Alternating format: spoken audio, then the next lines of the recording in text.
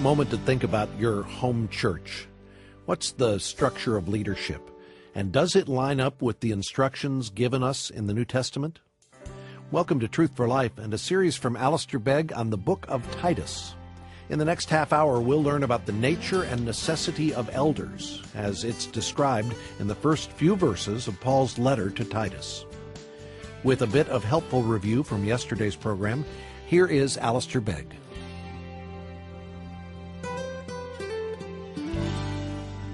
If you play the association game with your children as you drive in the car, and you say heat, and they say fire, and you say escape, and they say prison, and so you go on, what comes to your mind when you say elder? There may be all manner of words that come to mind, but in the minds of the congregation, a church has never really exercised leadership in this dimension nor established it amongst its people until, in playing the association game with them, to be able to say elder, the responses would be teach, care, know, lead, watch, shepherd, provide. Those would be the kind of words. And when those words are absent, either in the minds of the elders themselves or in the minds of those whose care they have responsibility for, then it is imperative that we go back and do just what we're doing right now, and that is try and get it right. I think I have 5 words in my notes. Maybe there's 4. We'll find as we go. But the first, I'm going to try and draw this tonight under 5 headings. And the first word is the word necessity. Eldership in the local church is not an option. It's not a great idea. It is an absolute necessity. The second word is the word authority. Because we cannot tackle this issue of elders being appointed without recognizing that they are appointed with a measure of authority. And when you read the New Testament, you discover that God has appointed some to be responsible for the leadership of others, while all are responsible to the leadership of Christ through His Word. Eldership is a necessity. Eldership possesses an authority. Thirdly, eldership is of necessity at the same time a matter of plurality. Again, we could go back through the Acts of the Apostles. We can't take time now, but in Acts 14, again in Acts 20, in Hebrews 13, and here in Titus 1, you will notice that every time the reference is made to elders, it is made in the plural and not in the singular. This is not just some happenstance, but this is actually by design. And when you read the New Testament, you discover that the New Testament jealously guards against government by one man. Despite the fact that this is true, government by one man is largely the pattern that has emerged through the centuries in churches. In fact, government by one man is often the pattern in a local church, irrespective of its church government. Plurality, said the late John Murray, is a safeguard against the arrogance and tyranny to which man has the most characteristic proclivity. Then he went on to say, it is no wonder that failure to adhere to the plurality that must be maintained in the church has by logical steps resulted in what on all accounts is the greatest travesty ever witnessed in the history of Christendom, namely the pretensions and blasphemies of the papacy. How quickly they got from the apostolic pattern, necessitated by God, established as authoritative under the headship of Christ, and plural in its emphasis, to the vicar of Christ on earth, able to speak ex cathedra and call all into his subservient service, rule. And those of us who've been brought up in a Protestant Reformation tradition are happy to say those kind of things, while at the same time are unprepared to recognize that in our little environments, we are as good at creating papacies as the Roman Catholic Church is. And we've created one-man rules all over the place. When you read your Bible, you will discover that eldership is a necessity. It is maintained by authority, the authority of Christ through His Word, and thirdly, that it is marked by plurality. In an emerging church, it may not be possible for them to have a plurality of elders initially. There may only be one man who is capable of leading the congregation in that way. And so that is why the Bible never ever said, thou must have a plurality. Because if it said that, then any church would be immediately pressed to make it 2 or 3 instead of 1. But in the wisdom of the Spirit of God, the Bible leaves it the way it is in order that an individual may not be tyrannized into involving 3 other people just for the sake of plurality. Because it would be better to have 2 who were qualified than 7, 5 of whom were no use. So we can't exalt plurality to a place that negates the other characteristics. The fourth word is the word parity. Parity. I think we understand what parity means. That relationship that exists between people exercising the same office, a parity that is genuine and a parity that is functional, because there's not the slightest evidence in the New Testament that among the elders that were to be appointed in the churches there was any hierarchy. There's no evidence of hierarchy in the New Testament eldership structure.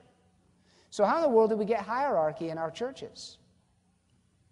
Well, we got it because we wouldn't look at our Bibles properly and listen carefully to what the Spirit of God is saying through the Scriptures. And also we got it because hierarchy is something that we can understand, because it has a model for us in the world of kings and queens and princes.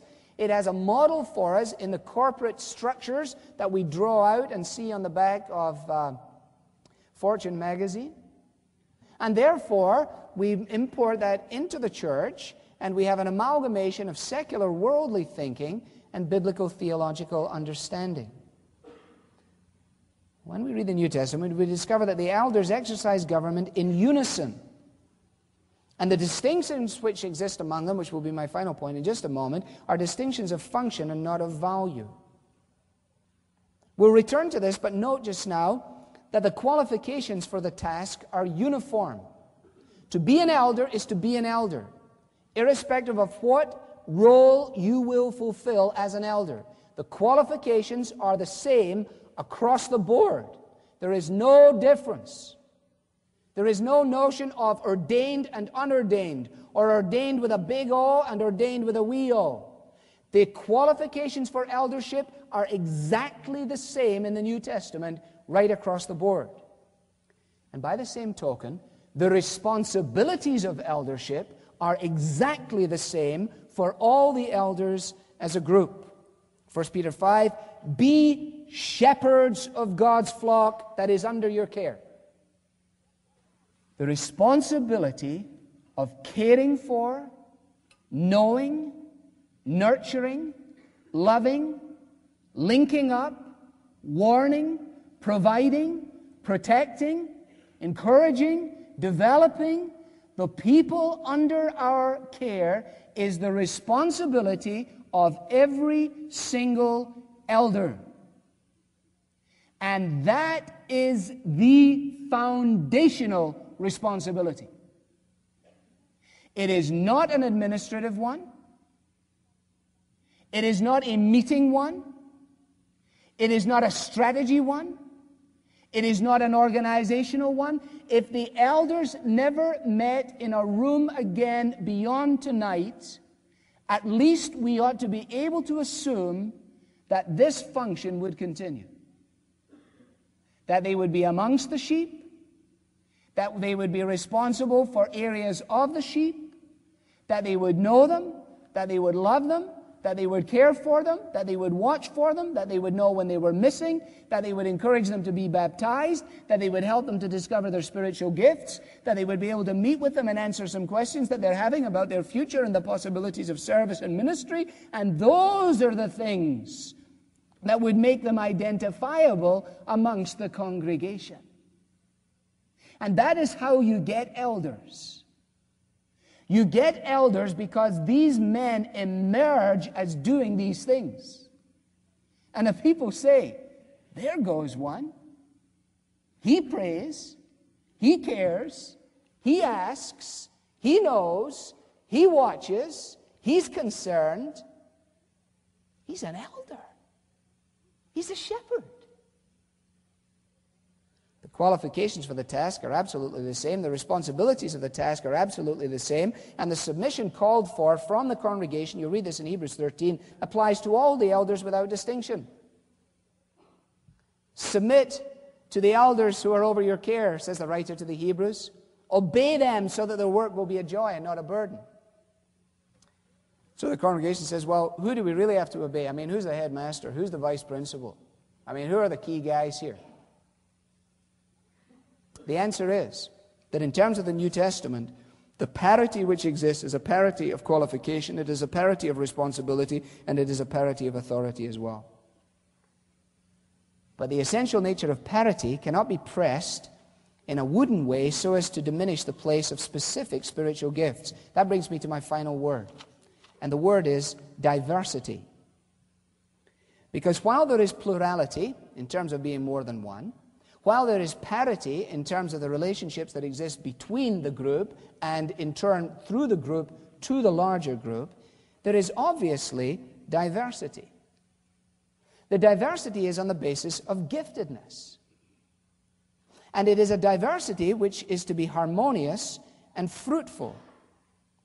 And while unique gifts may be given by the church to individuals in that group, those unique gifts do not allow that individual, whoever he may be, to assume a hierarchical position within the eldership.